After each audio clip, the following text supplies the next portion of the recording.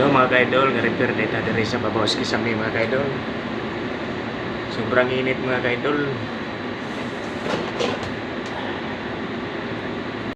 Muna mga ka-idol, halimuot taon kay diri kay na close naman ni siya at ababaw sa Kisame kay gipa-repair Manila ba.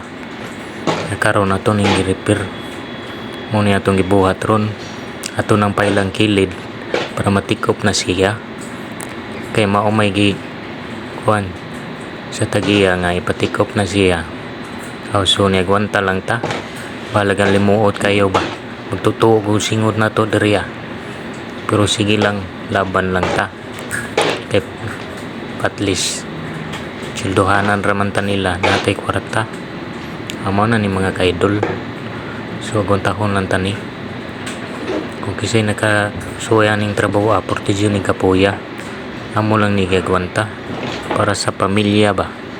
Amo ni siya itong alublak mo ni pailan siya na ito gamay para mapik siya sa magikan sa babaw ba.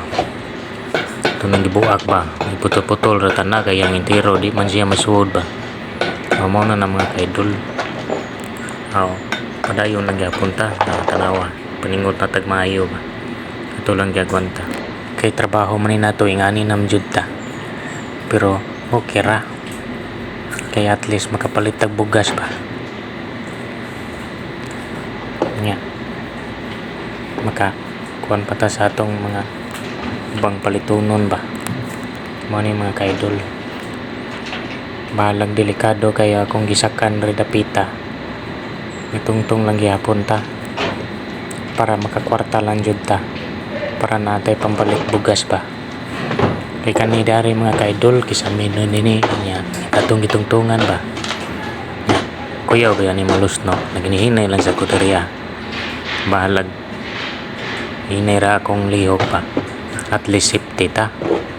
Pero di siya taka-sure nga safety ta kay wa man siya ingon kahoy ram ni siya niya pilar sa ibrisa ning mga Kisame ba. So ato lang gyagwanta para makakwarta lang ta mga ka-idol ba. Ate kapalit bugas mga ka-idol. Nganing trabaho na ako Porte Juni ka kapuya mga ka-idol. Kini siya nakarelita ni mga ka-idol. Kaning mga pariyasan akong trabaho mga ka-idol. Kanang mga batanon pa diha. Kanang mga pag-eskwela yung magtarong. Para di mo pariyahingan niya. Porte Juni kapuyang trabaho Saon man. Mo sa na kung nakatunan mo siya kung nagdakan nakakuanan sa trabaho ba.